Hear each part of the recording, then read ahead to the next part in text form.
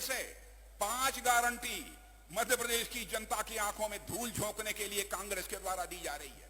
5 guarantee. अरे आपने पहली गारंटी तो पूरी नहीं की।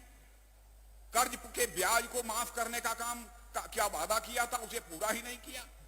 और मैं तो कहना चाहता हूं शिवराज जी ने, शिवराज जी, मैं भारत सरकार का कृषि मंत्री रहा हूं और मैं जानता हूं कि आपने मुझे आमंत्रित किया था और उस कार्यक्रम में जब सारे देश भर में आदरणीय अटल बिहारी वाजपेयी के समय ब्याज दर खेती पर, खेती की चीजों पर जहां केवल 8.5% हुआ करती थी, उसके पहले कांग्रेस के हुकूमत में 16% से लेकर 18% हुआ करती थी।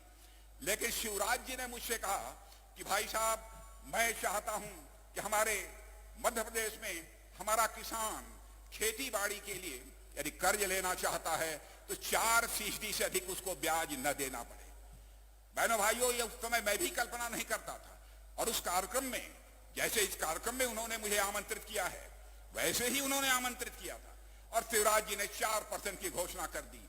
और बाद में मैंने देखा शिवराज सिंह चौहान ने घोषणा ही नहीं की बल्कि उस पर अमल भी कर डाला कि अब हमारे मध्य प्रदेश के किसानों को 0% ब्याज दर पर, यानी बिना ब्याज दर पर जो है कर्ज मुहैया कराया जाएगा।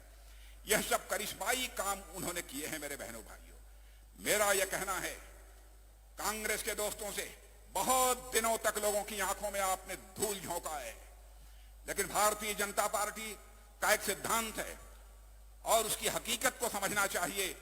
बहनों भाइयों, कि हम राजनीति करते हैं तो केवल सरकार बनाने के लिए राजनीति नहीं करते हैं, हम राजनीति करते हैं तो समाज बनाने के लिए राजनीति करते हैं, देश बनाने के लिए हम राजनीति करते हैं। यह भारतीय जनता पार्टी का चरित्र है।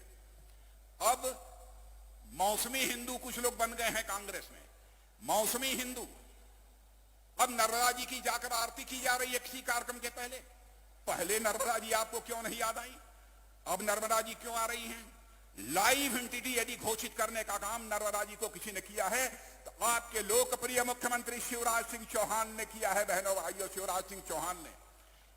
यह जीवंत, यह नर्मदा हमारी जीवंत है। जो नर्मदा जी के शरण में जाएगा, नर्मदा जी का आशीर्वाद प्राप्त होगा।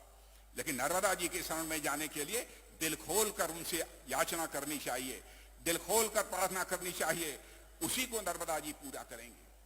अब हनुमान जी का गदा लेकर अपनी मीटिंग कर रहे हैं, अपने कार्यक्रम कर रहे हैं। पहले राम और हनुमान का नाम लेते ही लगता था कि इनके ऊपर पहाड़ टूट पड़ा है। आंख बचाते थे राम और हनुमान का नाम लेते हुए। क्यों ऐसा होता था?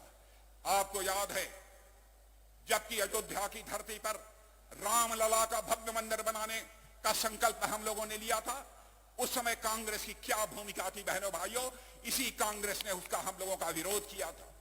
4 सरकारें हम लोगों को गंवानी पड़ी थी और मध्य प्रदेश की सरकार भी था, सुंदरलाल जी पटवा उस समय मुख्यमंत्री थे, उनकी भी सरकार को भंग करने का काम कांग्रेस ने किया था।